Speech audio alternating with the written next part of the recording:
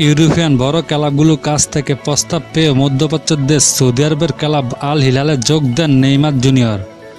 ইনজুরির কারণে এবার Copa America খেলতে পারেননি তিনি। কোপার ফাইনাল দেখার পর তার ক্লাব আল হিলালে যোগ দেন নেইমার। তখন কিছু শপিং করার জন্য রিয়াদের একটি শপের দোকানে যায় এই ব্রাজিলিয়ান। এই শপে কোনো বাজেট করার মতো এত দামি টি শার্ট ছিল না। তারপরও নেইমার মতো এত বড় তারকা এই শপটিতে যান। দোকানের মালিক নেইমারকে দেখে একদম তো অবাক হয়ে গিয়েছিলেন।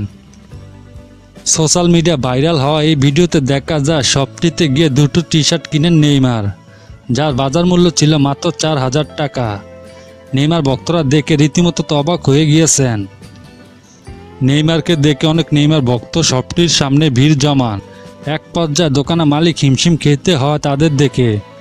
তখন স্থানীয় পুলিশের সহায়তায় নেইমারকে নিরাপত্তা দেওয়া হয়।